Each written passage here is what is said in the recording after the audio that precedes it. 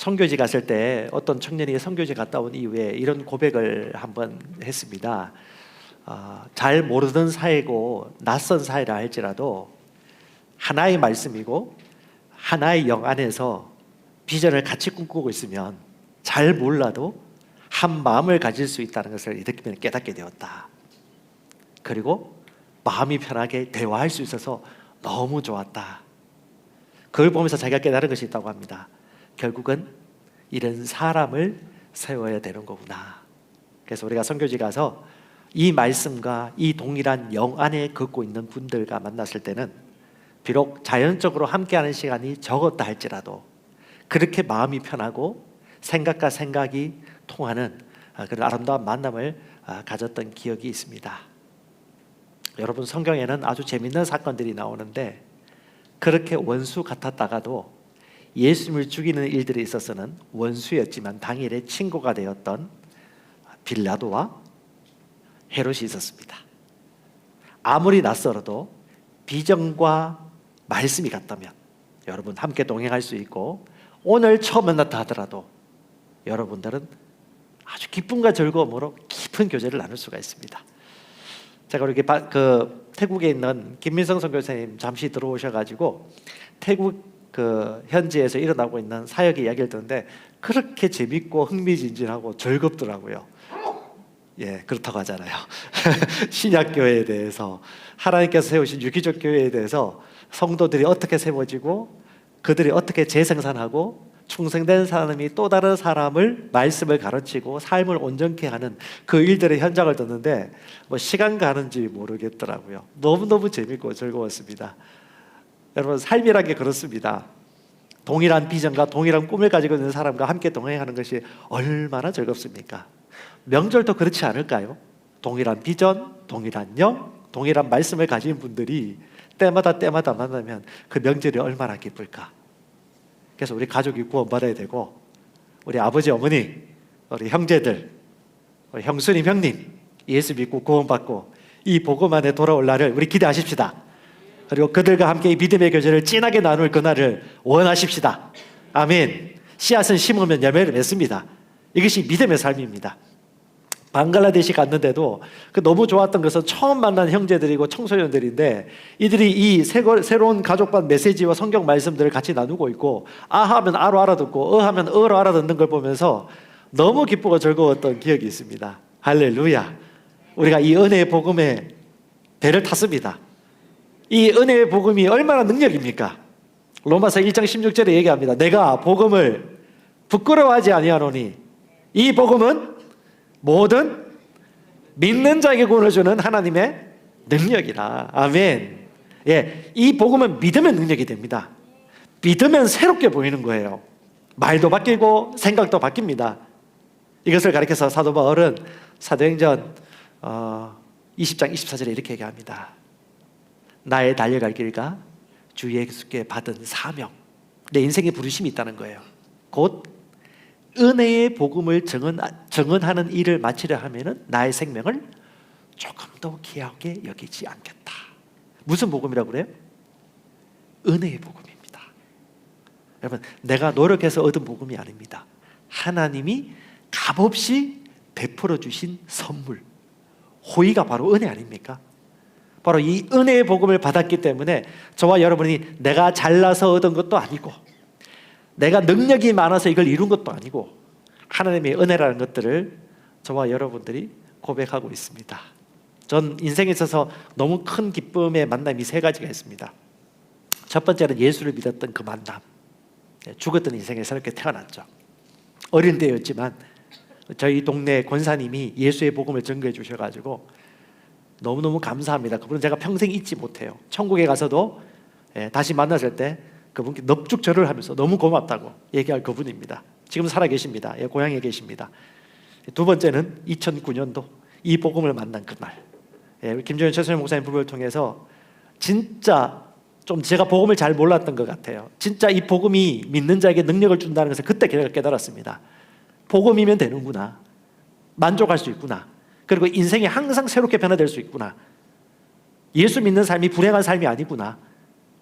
그걸 그때 깨달았어요. 그 다음 세 번째 가장 큰 기쁨과 만남은 뭐냐 하면 우리 김준호 목사님 통해서도 나눠졌지만 신약교회에 대한 계시. 이 복음이 땅끝까지 이 은혜의 복음이 증언되기 위해서 가장 좋은 방법은 뭐냐 하면 신약교회, 유기적 교회 이 형태로 많은 사람들이 이 DNA 유전자를 가지고 이 복음을 증거할 수 있는 구조와 시스템이 아주 중요하고 이건 작은 소그룹, 셀그룹이 이렇게 중요한 거구나 라는 것들에 대한 계시가 왔기 때문에 너무 기쁘고 감사합니다. 이건 계시입니다. 가슴이 막 뛰어요. 달려갈 길과 주 예수께 받은 사명이 있기 때문에 저는 제 아내보다 먼저 가고 싶습니다. 이기적이라고 얘기할 수 있겠지만 저 없이 자유를 좀 누렸으면 좋겠어요. 네. 여러분, 복음에 대해서는 다양한 방법이 있겠지만 이 세 가지를 생각하십시오. 핵심적으로 여러분 잘 아시는 말씀. 첫 번째, 이 복음은요, 생명, 영생의 복음입니다. 두 번째는요, 빛의 복음입니다. 세 번째는 의의 복음입니다. 영생의 복음은요, 하나님이 세상을 이처럼 사랑하사 독생자 예수를 주셨으니 이 독생자 안에 생명이 있는 복음입니다. 그래서 예수를 믿는 자는 이 생명이 우리 안에 들어옵니다. 이 생명이 하나님과 같은 종류의 생명, 다른 말로 하나님의 혈통을 잇는 하나님의 가족이 되게 하는 생명입니다. 그래서 우리 예수님은 따꺼 큰 오빠 큰형님이시고 빠바 우리 아빠는 하나님 아버지. 그러니까 우리가 이 땅에 살지만 이 땅에 속한 자가 아니라는 것을 영생의 복음을 통해서 죽지 아니하고 영생의 삶을 살 수 있도록 아버지와 같은 레벨의 아버지의 가족의 삶을 살 수 있도록 하나님께서 열어주신 영생의 복음입니다. 할렐루야. 두 번째는 빛의 복음입니다. 이 빛의 복음, 요한복음 8장 12절에 보면 예수께서 스스로 자기 정체성을 얘기하셨어요. 나는 세상의 빛이다. 나를 따르는 자는 어둠에 거닐지 아니하리라. 그리고 생명의 빛을 얻게 되리라. 속박에서 자유케 되어지고 어둠에서 자유케 되어지고 진정한 해방을 누리게 될 것이다. 할렐루야. 오죽하면 골로새서 1장 13절에 어둠의 권세에서 건져내어졌다 하겠습니까? 여러분, 어둠은 있습니다. 빛의 부재가 어둠이고요, 생명의 부재가 죽음이고요, 의의 부재가 죄입니다. 그러니까 하나님은 이 빛을 비춤으로 말미암아 어둠을 다 몰아냈습니다. 우리 노력을 한 것이 아니에요. 하나님의 은혜입니다. 그래서 은혜의 복음입니다. 세 번째는요, 의의 복음입니다. 로마서 우리 6장 2절과 14절에 얘기하고 있듯이 우리는 죄로부터 자유케 된 자입니다. 그러므로 우리는 죄에 대해 죽은 자라고 얘기하고 있습니다. 죽은 자가 어떻게 다시 죄의 종으로 살겠습니까? 그리고 죄가 우리를 주관할 수 없다. 우리가 죄를 주관한 자가 되었다라고 로마서 6장 14절에 얘기하고 있습니다. 값없이 믿음으로 말미암아 저와 여러분들은 의롭게 된 자이고 은혜에 참여한 자입니다. 아멘. 제가 시간이 지나가면서 읽고 있는 여러 가지 위대한 분들의 책들이나 전기를 읽기도 하는데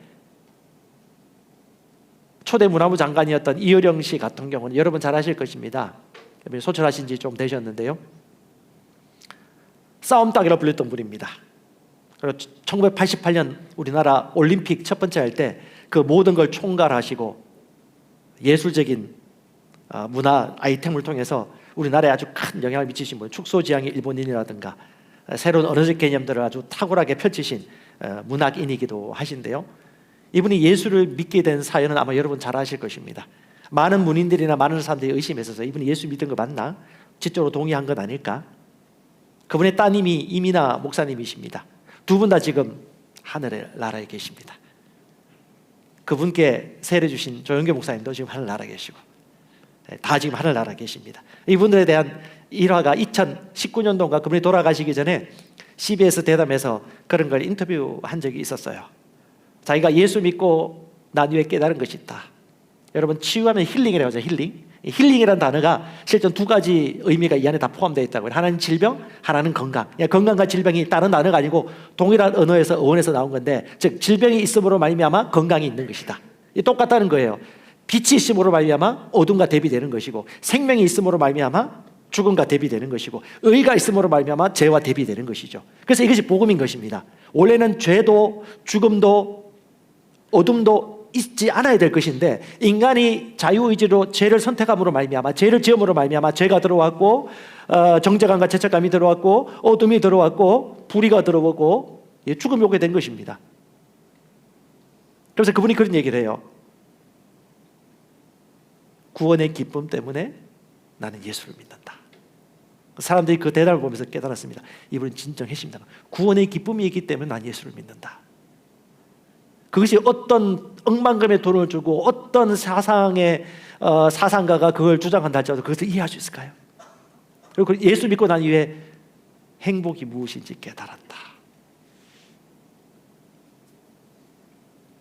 사진 하나 보여주면 이분이 세례받는 사진입니다. 예, 우리 그 하용조 목사님이 세례 주시고 옆에 홍정길 목사님 마이크 들고 계시고요. 이 이어령 교수님이 고개 숙이고 세례 받는데 이분은 그런 고백하더라고요. 물을 적셔가지고 세례 받죠. 예, 침례 알고 세례입니다. 세례 받는데 물이 흘러 그날따라 물이 많이 쏟아지더라. 예, 세례 받는 순간 눈물샘이 터졌다고 그래요. 그렇게 많이 울었다고. 그리고 세례 받고 예수 믿고 난 이후에 자기가 깨달은 것이다. 겸손해졌다. 다 내 잘난 판단력과 예리한 분석력 가지고 있는 이 문인이 예수 믿고 난 이후에 행복이 뭔지 깨달았고 겸손해졌다는 사실을 고백했습니다. 솔직한 고백 그렇게 얘기해요.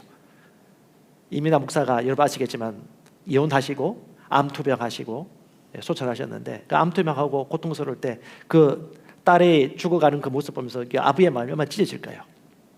저도 자식이 아직 어리기 때문에 잘 모르지만 자식을 먼저 보낸 부모의 마음은 말로 표현할 수 없고 어떤 것으로 대비할 수 없는 고통이라고 제가 익히 몇 번으로부터 들었습니다. 제가 그분들의 고통을 얼마나 제가 체감할 수 있을까요? 경험하지 않았기 때문에. 딸이 아파서 먼저 하늘나라에 보냈습니다. 근데 그 딸에게 물어봤어요. 네 소원이 뭐냐라고 하니까 이민아 목사님께서 아빠 웃으면서 아빠 없는 천국에서 나는 지내고 싶지 않다고. 그 얘기를 듣고 아빠는 딸을 사랑하는 그 마음으로 결국 세례를 받습니다. 그리고 그걸 고백해요. 아빠가 없을 때 하나님이 아버지가 되어주셨고 아빠가 할 수 없었던 그것을 진짜 아버지인 하나님이 우리 딸의 아버지가 되어주셔서 너무너무 감사하다고. 근데 그거 아십니까? 우리 여성분들 들으십시오. 여성분도 그럴 수 있겠어요. 남성분들, 아빠들, 가장들, 우리 예수 된 지 얼마 안 되신 우리 분들 어떤지 모르겠습니다. 보통 예수 믿어도 구원받아도 내 아내나 내 딸이나 내 자식이 하나님 너무 사랑하면 하나님께 대한 질투심을 느껴요. 시기심이 생기는 거죠. 남자가 좀 그게 있는 것 같아요. 그래서 아내가 열심히 신앙생활하면 하나님이 믿고 머리빠지 목사님이 미운 거야. 개인이 미워. 왜? 시기심과 질투심이 생기니까. 나만 좀 사랑했으면 좋겠고 나만 스포트라이트 받았으면 좋겠다는 그 마음 충분히 이해가 가요. 왜? 사람 마음은 그렇으니까. 그래서 이 딸이 하나님께 찬양하고 경배하고 같이 예배드리러 갔는데 하나님을 찬양하면서 우리 조금 전에 찬양했듯이 막 기뻐하고 춤추고 난리 치면서 막 감격해서 찬양하는 모습을 보니까 이 아버지의 마음이 이상해진 거죠. 예배 끝나고 난 다음에 얘야 너는 몸도 약하고 아프고 배운 사람이 나는 네가 그러지 않았으면 좋겠다. 그랬더니 우리 이민아 목사님께서 아빠 기쁨 없이 하나님을 믿는 것은 믿음이 아니야. 그 얘기 듣는 순간 망치로 머리를 맞은 것 같더래요. 누가 시킨 것도 아니고 자기 마음 심령 깊은 곳에서 너무 기뻐가지고 하나님을 찬양한 이것이 믿음이지. 자기가 배운 거예요. 그리고 인생이 새롭게 시작되었고 지성에서 영성으로 요즘 가끔 읽는데 지금 100세 넘으신 김영석 교수님이라든가 90세 넘으신 이시영 교수님이라든가 지금 소천하셨지만 이어령 교수님 책 읽으면 이게 예전에 읽었는데 또 읽으면 읽을수록 또 새롭게 다가오는 이유는 뭔지 아직 50도 안 됐는데 성경에 보면 인생 이야기가 주룩주룩 나오거든요. 수천 년 동안 내려온 하나님의 진리의 말씀. 여러분 진짜 하나님의 사랑이 아니고서는 저와 여러분은 구원받을 수 없었고 어떤 것도 할 수 없었다는 존재라는 것을 인정합니다. 하십니다. 할렐루야. 주님이 우리의 구원자이십니다. 주님이 우리 은혜의 아버지십니다. 은혜의 복음 증언하는 일을 마치려 하면 우리 생명도 조금도 귀한 것을 여기지 않았던 바울처럼 우리 인생 그렇게 살아가는 것이 마땅한 것이지 않겠습니까? 무엇을 남기고 갈 것이고 어떤 큰 일을 하고 갈 것입니까? 저는 느껴요. 가족 사진 속에 옛날에 아버지 세대 가운데, 어머니 세대 가운데 저희 아버님이 불신자였습니다. 꼬장꼬장했습니다. 해병대 출신에다가 외동아들에다가 아버지는 일찍 돌아가셨고 6.25 전쟁 그 끝날 때쯤인가 그때 돌아가셨고 아버지 4살이나 일제시대 돌아가셨군요. 할아버지 돌아가시고 아버지 할머니 혼자 외동아들을 키웠는데 너무 과잉 보호해서 키운 것 같아요. 그래서 아버지가 가장 역할을 못했습니다. 어머니가 계속 일을 해야 되고 아버지는 노세 젊어서 노세 해가지고 이리저리 노시다가 성질 나면 막 아들 따기 때리고 우리 형님 엄청 맞았다고 그래요. 저는 맞지 않았어요. 5남매 중에 막내로 태어나가지고 저는 귀하게 자랐습니다. 이 아버지가 그 한자를 너무 좀 잘하시고 그나마 그 시대에 배웠던 분이라서 그 동네에서 오랫동안 이장 생활하셨습니다. 예. 권구장, 권이장. 예. 그래서 이장이 아들이었고요. 방송 마이크가 있어가지고 때가 되면 제가 마이크도 막 들고 막 새마을운동 그거 할 때 여러분 청소할 때 옛날 얘기는 아니고요. 예, 그런 때가 있었습니다. 그래서 저도 청소하러 나오십시오 이렇게 했던 때가 있었는데 그렇게 예수 안 믿을 것 같은 그분이 예수 믿었던 이유가 뭐냐? 예, 제가 결혼하고 난 다음에 약간 개인적인 얘기 좀 하겠습니다. 죄송합니다. 왜냐하면 이게 생명의 복음의 능력이니까. 그러니까 우리 막내 아들 또 얼마나 귀합니까? 부모님한테는. 그래서 또 막내 아들이 또 애교를 부리면서 생일 잔치날 우리 부모님 또 명절이니까 생일 잔치날 또 우리가 딱 불러가지고 또 며느리하고 또 제가 기타 좀 치면서 이제 축복의 노래 불러주고 편지 한 장을 탁 써가지고 우리 이민아 목사님처럼 아버지 어머니와 함께 천국에 같이 갔으면 좋겠다고 제 소원이라고. 금방 된 건 아닙니다. 기도하고 그렇게 했는데 그때가 12월 초였나 11월 말이었어요. 그해 12월 성탄절부터 시골의 고향교회에 다니기 시작했습니다. 그 다음부터 변화가 생겼어요. 여러분 명절 나가면 항상 뭐 하죠? 제사상, 배, 사과 뭐 차리고 이렇게 뭐 2번, 1번 하고 1번 쉬었다가 하면 일어나야 되고 하는 이게 있거든요. 그 틀리면 근데 할 때마다 틀려요. 사람들이 매뉴얼이 없어가지고 그렇게 하다가 아버지가 갑자기 양심에 불이 들어온 거예요. 예수 믿으니까. 그럼 어떻게 변했을까요? 야, 동네 문중 가가지고 다 한자 다 읽어주고 이렇게 하는 거 맞다고 가르치던 그분이 갑자기 나는 이제 절 알아한다 했더니 막 동네 사람들이 깜짝 놀랐습니다. 아버지는 하고 절은 안 하고 그냥 딱 서가지고 제례하고 제사 지는데 그냥 서가지고 제가 그때부터 너무 감사했습니다. 저는 그 전부터 아버지 앞에 예수 믿는 사람이기 때문에 저를 알겠습니다 해서 그럼 참여를 해라 라고 해서 제가 지혜롭게 제가 제사상 차린 집안은 가지 않겠습니다라고 적대적으로 하지 않고 지혜롭게 그렇게 하면서 예수를 믿고 난 이후에 서가지고 한참 있다가 이제는 어떻게 절도 하지 않고 그 다음 예수 믿고 가족들끼리 펜션 가가지고 같이 모임도 가지고 감사하는 시간들을 가지다가 아버님이 소천하셨고 지금 어머님은 이제 병원에 계십니다. 여러분 이것이 복음의 능력입니다. 사람이 힘으로 하는 게 아니에요. 은혜의 복음, 능력의 복음. 우리 가족 중에 예수 안 믿는 분들 아버지, 어머니, 형님, 누님 있다면 여러분 희망 잃지 마시고 절망 가운데 희망이 있고 꼬장꼬장하던 그분 세상 천재가 다 믿어도 이 사람 안 믿겠다 하는 분 반드시 한 분 있을 거예요. 네, 그것이 바로 복음의 능력입니다. 할렐루야. 복음이 역사합니다. 주님. 자, 로마서 5장 8절. 이것이 사랑의 복음, 은혜의 복음입니다.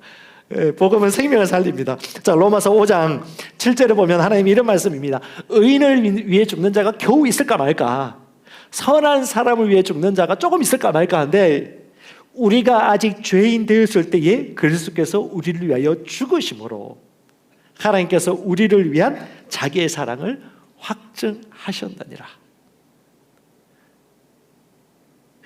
여러분 사람은 죄인과 의인, 선인과 악인을 어떻게 구분하냐면 행동을 따라 구분합니다. 근데 하나님은요 선인을 위해서도 적게 죽고 올바른 일을 한 사람을 위해서 죽을까 말까 한데 예수님은 누구를 위해 죽으셨다? 죄인을 위해 죽으셨다. 무슨 말이에요? 사랑에는 두 종류가 있습니다. 신의 사랑, 하나님의 사랑, 아가페. 인간의 사랑. 뭐 스톨게라든가 에로스라든가 필레오의 사랑이 있겠죠. 근데 이 인간의 사랑과 하나님의 사랑은요, 비교할 수 없습니다. 하나님의 사랑은 조건이 없어요. 근데 인간의 사랑은요, 조건이 있습니다. 여러분 자녀 사랑하죠? 권사님 자녀가 몇 분이시죠? 3명. 한 명만 그냥 하나님 주면 안 될까요? 그냥 저 3명이에요. 한 명만 주면 5명 있으신 분 한 명 좀 줘도 괜찮지 않을까요? 한 명 있으신 분도 있는데. 사람은 착한 짓 하면 의인이고 그럴만 봐줄만 해. 사랑할 만해야 사랑할 만하고 존경할 만해야 존경해요. 근데 하나님의 사랑은요, 무조건적인 사랑입니다. 착한 짓 안 해도, 그런 짓 안 해도 그냥 사랑스러운 거예요. 여러분, 부모의 사랑도요, 남의 자식 사랑은 그렇게 못해요. 내 자식이기 때문에 그렇게 사랑하는 거지. 근데 하나님의 사랑은요, 그 부모의 사랑을 뛰어넘습니다. 남편과 아내와 가족을 뛰어넘어요. 모두를 사랑하되 끝까지 사랑하고 조건 없이 사랑한다. 그것이 하나님 아버지의 신의 사랑이거든요. 사랑할 만한 거 없는 죄인일 때, 그럴 만한 사람이 아닌데도 불구하고 사랑하는 것, 그것이 바로 하나님의 사랑입니다. 인간의 사랑은 행위에 기본한다면 하나님의 사랑은 그 안에부터 이 우러나오는 본성의 사랑입니다. 그나마 제일 인간의 사랑 중에 가장 가까운 사랑이 뭘까 생각해 볼 때, 저는 할아버지가 안 돼서 모르겠는데 손주와 손녀에 대한 사랑이라고 보는 것 같습니다. 그렇게 사랑스럽대요. 아들 자식보다도. 우리 할아버지 할머니 어떤지 모르겠습니다. 창같이 내도 나쁜 짓 해도 자기 마음에 안 들어도 내리사랑이 흘러가죠. 우리 자녀를 놓으신 분들은 보통 셋째 놓으면 내리사랑이 크다고 하더라고요. 둘째 놓으신 분들은 잘 모를 겁니다. 그렇다고 하더라고요. 이 하나님의 사랑은 인간의 사랑을 뛰어넘는 최고의 지구지순한 사랑, 영원한 사랑입니다. 그래서 이 사랑을 가리켜서 성경에서 뭐라고 하냐 하면, 지식을 뛰어넘고 이성을 뛰어넘는 사랑이라고 말합니다. 인간의 이해를 뛰어넘는 아가페의 사랑. 에베소 3장 18절입니다. 모든 성도들과 함께 그 사랑의 너비와 길이와 깊이와 높이가 어떠함을 능히 깨닫고 지식을 뛰어넘는 그리스도의 사랑을 알아 하나님의 모든 충만한 것으로 충만하게 되기를 구하노라. 사도 바울이 이렇게 외치고 있는 이 고백이 뭐예요? 하나님의 충만하심이 뭘까요? 바로 사랑입니다. 하나님의 사랑을 깨닫고 아가페 사랑을 이해하면서 우리는 그리스도의 충만함으로 충만해져 가고 온전해져 가는 것입니다. 성경에 보면 참 재밌는 이야기가 하나 나옵니다. 요나란 사람 이야기 들어봤을 겁니다. 이 요나는 하나님으로부터 부르심을 받고 니느웨 사람들 12만 명에게 하나님의 복음을 전하라고 하나님으로부터 인도를 받았어요. 그런데 민족적 감정이 있었습니다. 자기 민족을 쳐들어오고 고통을 줬던 아수르 그 민족에 대해서 철천지 원수 같은, 소위 우리나라 같은 반일 감정이, 이 반일 감정이 막 극을 달하는 거예요. 하나님보다 반일 감정, 하나님보다 반아수르 감정이 치를 떨도록 올라가는 겁니다. 근데 여러분, 저와 여러분들은 이 세상 사람이 아니잖아요. 하늘에서 온 사람 아닙니까? 그럼에도 불구하고 이 쉽지 않은 거예요. 마음이, 감정이 충만하고 막 흥분이 일어난 거죠. 그래서 그는 도망을 갑니다. 그리고 배를 타고 도망을 가다가 갑자기 폭풍이 일어나가지고 인신제사식으로 바다에 뛰어져 내려버리고 결국은 큰 물고기에 잡혀갔다라는 요나서 이야기가 나오는데, 믿거나 말거나가 아니고 믿으십시오. 성경을 믿으십시오. 무슨 물고기인지 알려고 하지 마시고 일단 믿으십시오. 그러면 나중에 과학이 이해하게 되게끔 도와주실 것입니다.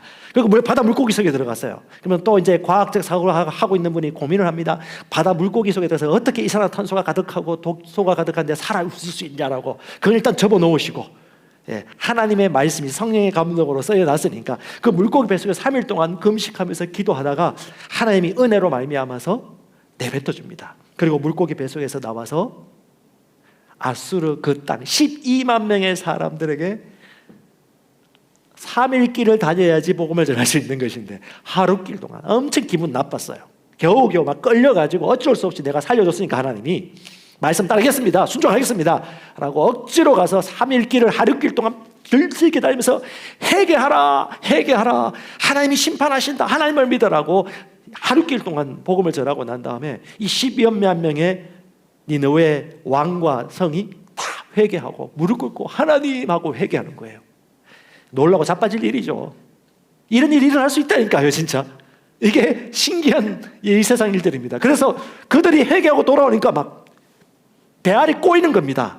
이 사람 다 멸망당해야 되는데, 지진 나야 되는데, 일본 지진 나서 다 죽어야 되는 거 아닌가? 라고 생각하는 분이 있을 수 있어요.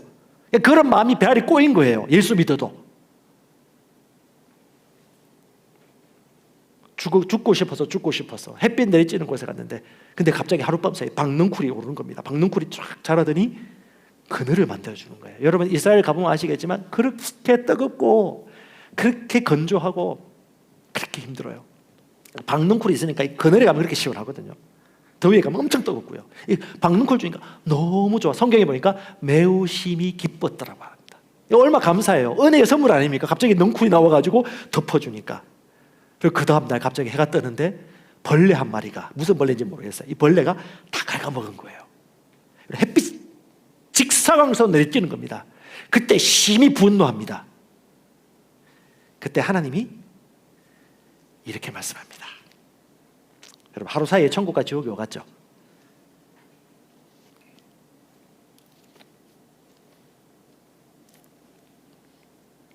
주께서 이르시되, 요나서 4장 10절입니다.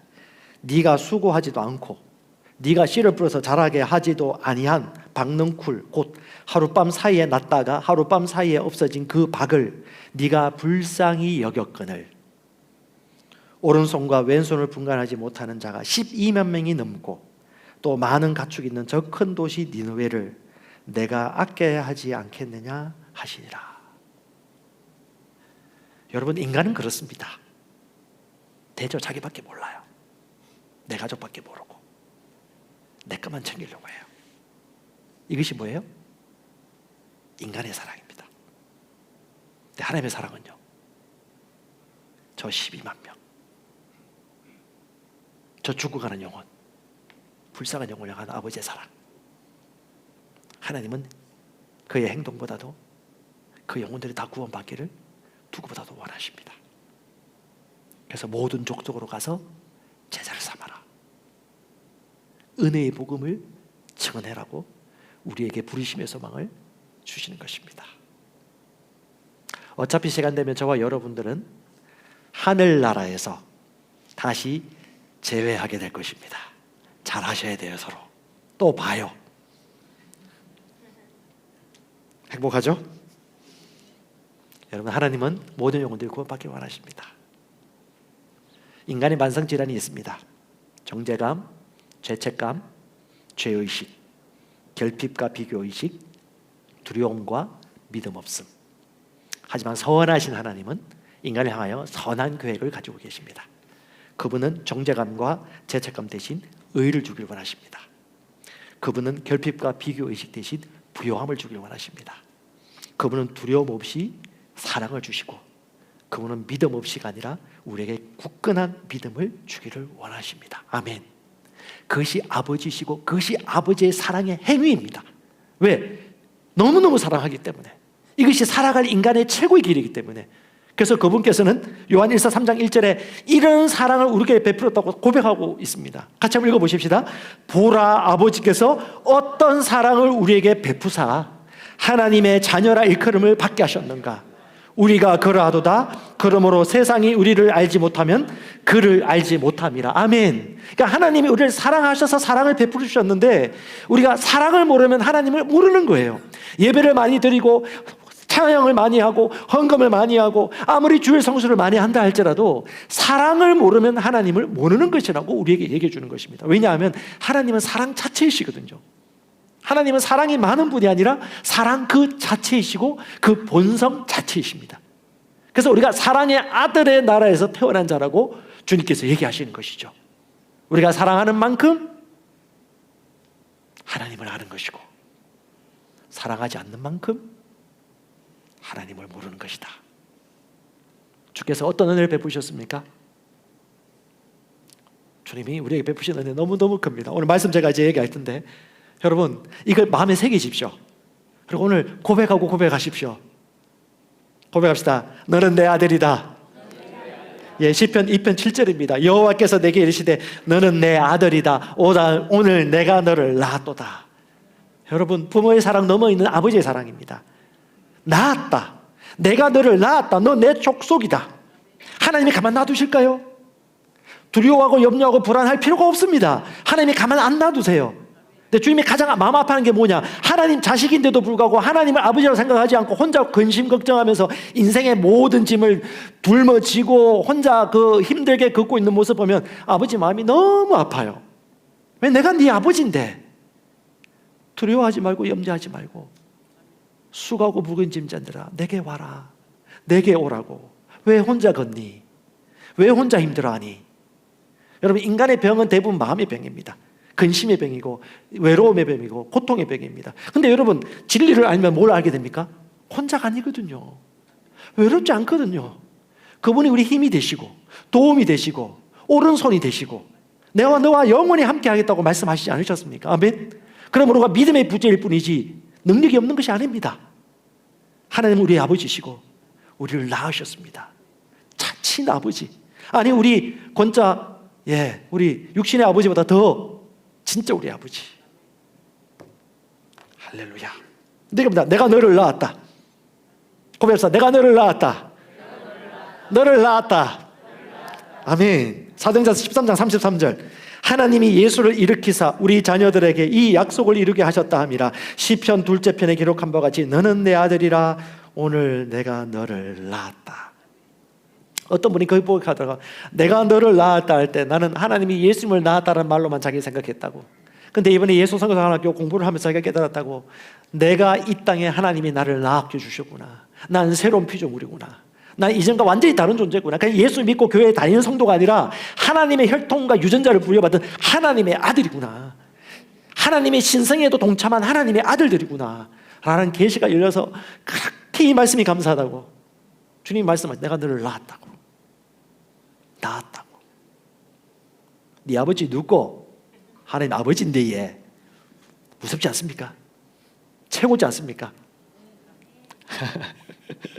내가 너를 낳았다. 요한복음 1장 12절.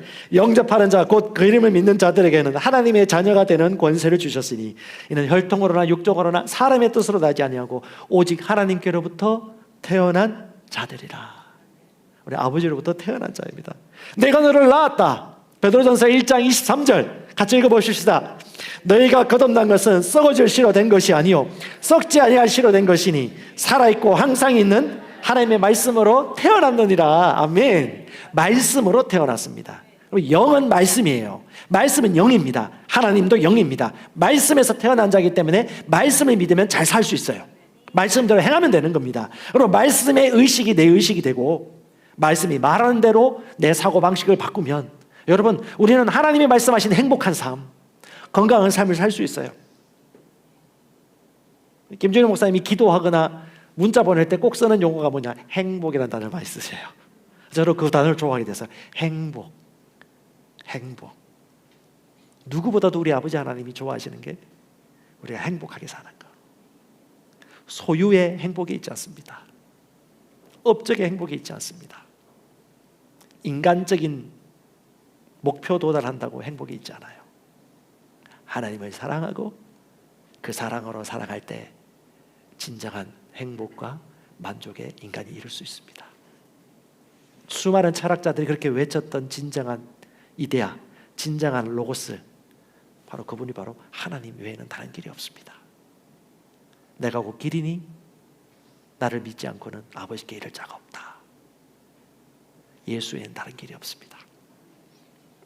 주님이 우리를 낳으셨고 또 아버지로서 우리에게 얘기합니다. 내가 너를 너무 기뻐한다.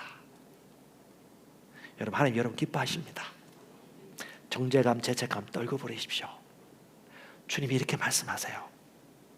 하나님이 보는 대로 보고 느낄 필요가 있습니다. 스바냐 3장 17절입니다. 너의 하나님 여호와가 너의 가운데 계시니 그는 구원을 베푸실 전능자이시라.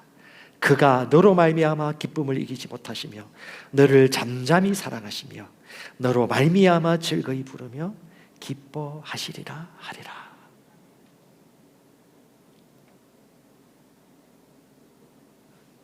하나님이 여러분 기뻐하십니다. 애쓰지 않으셔도 돼요. 뭔가 업적 이루려고 너무 애쓰지 않으셔도 힘 빼세요. 아버지가 원하는 게 뭘까요? 저는 산에 올라갈 때 잔소리 안 하기로 작정했습니다. 저희 아내가 나보고 잔소리 한다고 얘기해서 잔소리 안 하고 터벅터벅 뒤에 따라가기 시작했습니다. 잔소리로 들리면 그게 잔소리이더라고요. 주님은 저에게 잔소리 한 적 없으세요. 잠잠히 기다려주시고 말씀하셨고 자유의지를 존중해 주셨습니다. 내 스스로 주님 붙잡고 아버지 앞에 결단하고 나올 때 내가 얼마나 의미 있고 가치 있는 존재인지를 그때 깨닫게 되었습니다.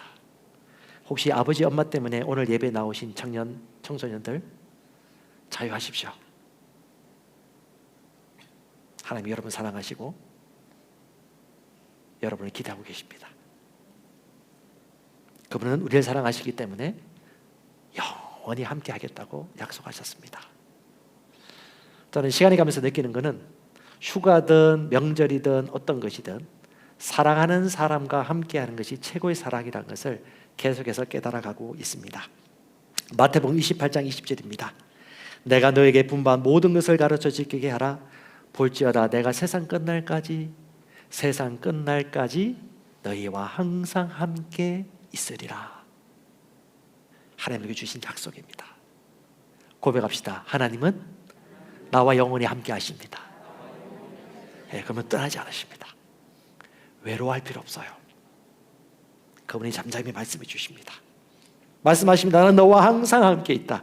히브리서 13장 5절 돈을 사랑하지 말고 있는 바를 족한 줄로 알아라. 그가 친히 말씀하시기를 내가 결코 너희를 버리지 아니하고 너희를 떠나지 아니하리라 하셨느니라. 아멘. 고백합시다. 나는 하나입니다. 주님과 하나입니다. 주님은 우리를 너무 사랑하셔서 그냥 신으로서 우리를 사랑한 것이 아니고 한 몸 되게 하셨습니다. 바로 고린도전서 6장 17절입니다. 주와 합한 자는 한 영이라. 주님은 또 말씀하셨습니다. 내 건 다 네 거야. 다 부어주셨습니다. 누가복음 15장 31절 아버지가 이르되 예 너는 항상 나와 함께 있으니 내 것이 다 네 거다. 이것이 아버지의 사랑입니다. 아버지의 사랑. 그래서 여러분 믿음은 절대 홀로 서게 할 수 없습니다. 사랑으로 역사하는 믿음입니다. 하나님은 사랑이 없으면 아무것도 소용없다고 말씀하십니다. 그 아버지의 사랑에서 우리를 세워줬고 역사하고 있는 것입니다. 여러분 하나님은 선하십니다.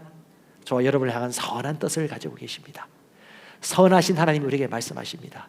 네 인생에 대한 질문을 가지면 가질수록 네 인생에 대한 가치를 발견하게 될 것이다. 말씀을 통해서 여러분 인생의 가치를 발견하십시오. 자, 1번부터 5번까지는 하나님께서 정확하게 우리를 향해 가지고 있는 하나님의 뜻입니다. 첫 번째 같이 읽어보십시다. 하나님은 선하시고 부유하시고 우리를 사랑하신다. 두 번째, 하나님은 질병, 고통, 실패로 절대 벌하지 않으신다. 세 번째, 하나님은 가난, 결핍, 부족이 발생하는 것을 결코 원하지 않으신다. 네 번째, 하나님은 사랑과 건강과 풍성한 생명을 사람들과 나누기를 갈망하신다. 다섯 번째, 하나님은 있는 그대로의 당신을 믿으신다. 아멘. 이것이 하나님의 사랑의 다른 이름입니다. 말씀 마무리할게요.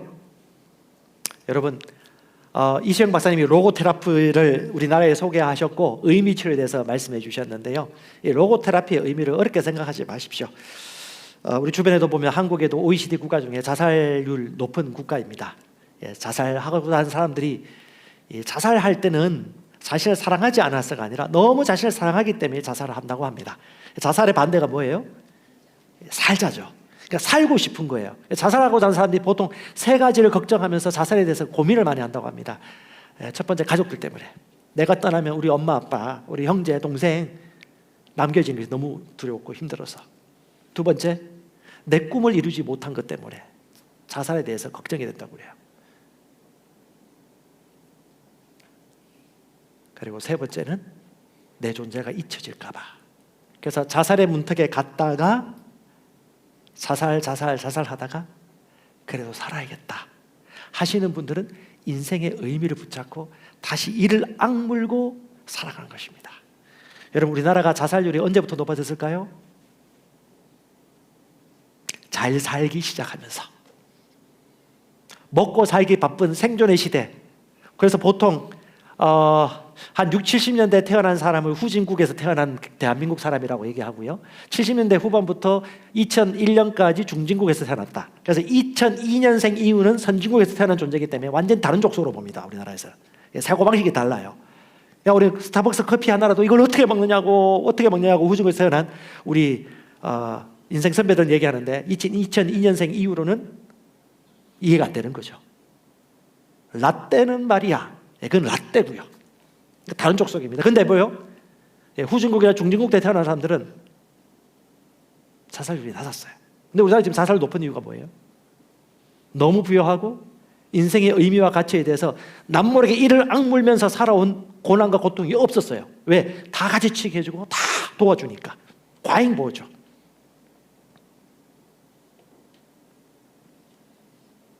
사람이 인생의 의미를 생각하다 보면 깨닫는다고 합니다. 자존감을 높이는 가장 최고의 방법이 뭐냐면 내 인생의 가치를 깨닫는 거예요. 여러분, 부모가 나를 버리고 사회가 나에게 해코지를 한다 하더라도 여러분 기억하십시오. 여러분을 버림받은 적이 없습니다. 하나님 아버지가 우리와 영원히 함께하고 계십니다. 그분은 빛으로 도와주십니다. 그분은 가장 우리를 존귀하고 소중하다고 얘기해주고 계십니다. 내 것을 다 주셨습니다. 독생자 아들까지 주신 분, 그 하나님 아버지가 우리 아버지시라는 걸 여러분 꼭 기억하시기 바랍니다. 얼마 남지 않은 연휴 기간이고 또 가족들 만나겠지만 여러분이 누구인가를 아는 순간 그 사랑이신 하나님 아버지를 소개하지 않을 수가 없을 것입니다. 마지막으로 마무리하겠습니다. 여러분, 개인 경배의 시간 많이 가지십시오. 그런 하나님의 사랑이 무엇인지 사랑하는 지식에서 개인 경배가 필요합니다. 말씀 고백과 방언 기도도 좋은데 개인적으로 하는 게 경배하면서 성령과 음성을 듣고 하나님이 뭐라고 말씀하시는지를 듣는 시간들을 정기적으로 훈련하시기 바랍니다. 새로운 피조물에 공부를 하고 있는 분들에게 필요한 훈련입니다. 개인 경배. 두 번째, 여러분 그분의 음성을 듣는 훈련을 하십시오. 그분은 반드시 말씀하십니다. 오늘도 말씀하시고 어제도 말씀하시고 머리로 아는 성경 넘어 심령에서 들려오는 하나님의 음성, 그것이 말씀과 일치합니다. 세 번째는요, 날마다 그분과 이렇게 동행하는 삶을 사시기 바랍니다. 저와 여러분들은 사랑의 산물입니다. 여러분의 삶을 응원합니다.